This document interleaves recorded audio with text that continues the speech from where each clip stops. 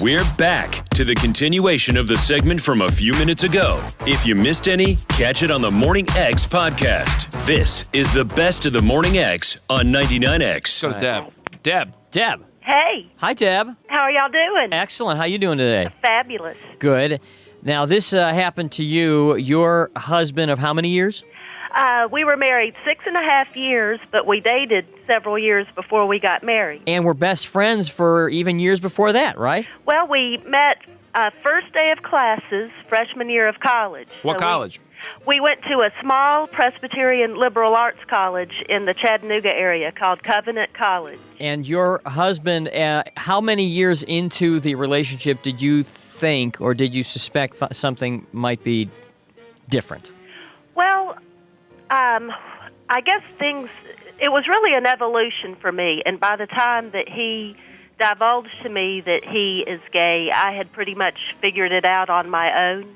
Right. What hints did you see that gave you that impression? Well, for one thing, I would notice that someone had been in my cosmetics. No. Yeah, because I would always leave, the pencil sharpened and everything, and I would get into them, and they would be kind of smudgy. And so I mentioned it to him, and I said, you might if you're welcome to use them whenever you want. You don't have to sneak around with it. So then he would kind of, experiment and stuff. As you can tell, he's really very good at it at this point. So. And a lot of people, because we've talked to people on the other lines who said they never suspected for a second, and there was no mannerism that maybe tipped them off. But people would be shocked to know that maybe your ex-husband would go around saying things like, "Hey, Queen." That's right. This is Deb's ex-husband. This is Bob. I have laryngitis. I'm sounding a little today. Now, people are thinking this is a joke. It's not a joke. This is not Bob, a you were joke. married for Y'all have had her on before. 6.5 years you were married? Right.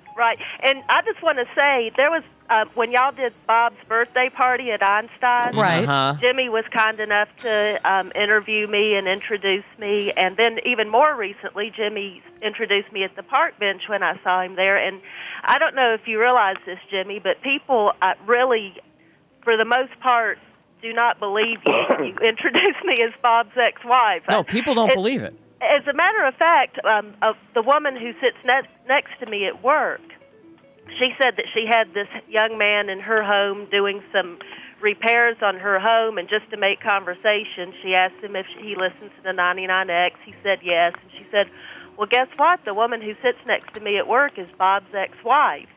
And he said, yeah, I heard somebody say that he was married once, but I totally don't believe it. I think that's just like a publicity ploy. We're trying to soften his character? I mean, What are we this is doing? not a work. So now, Bob, is But that true? when Deb and I first, before we got married, I told her that I thought I was bisexual and I did not want to be gay. Right. And that's because... I wasn't dishonest. Yeah, absolutely, Bob. Yeah. I mean, that's one reason why Bob and I are still so close is because he had so much integrity about the whole thing. He never snuck around and did stuff behind my back. Well, now, wait a He minute. never really even went out on a date until our divorce. I did play in her cosmetics and do her hair. That is true. That's true. So, Bob, how would this work? She'd be away at work, and you would sneak into her cosmetic bag? I mean... Well, I was just making sure everything was safe. Were you practicing or what? Well, yes. You never had an experimentation? Not while we were married. I mean, I'd had sex with men before we were married. Now, are you saying that while you were married, and Deb, while you were married to Bob, he was as flamboyant as he is now, and you couldn't tell?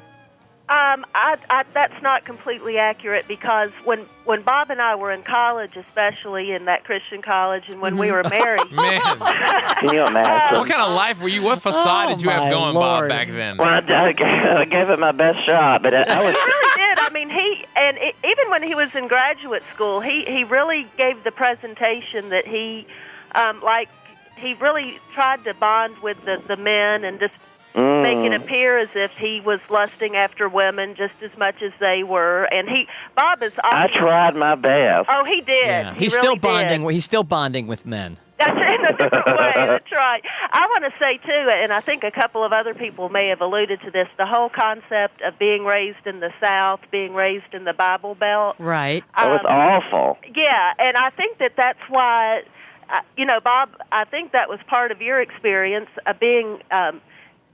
Bob was actually president of his youth group and was like, a leader in his church. And Man, his church was pretty much telling him, essentially, you can't be Christian or believe in God Right. and be gay. And now the guy that was my secretary when I was head of the church youth group, who I always had a crush on, has come out and lives in Atlanta as gay too. Oh, there you go. That deserves it. Go back and revisit some old times. So, Deb, you knew like when, how many years into the marriage? It was completely confirmed in my mind that he had made the decision to, that he was no longer bisexual and that he had made the decision to live the gay lifestyle, I would say by 5 years into the marriage. Okay. And Yeah, about 5. they're still inseparable best friends. They're these great two. friends. Yeah. Oh, Thanks. we're family. I mean, Bob spends holidays with my mother and I, and... Thanks for joining us behind Yeah, the scenes and- with the Queen. You're welcome. And let me just say, because people say, well, but what kind? She must be some kind of freak or something. No. But let me tell you something.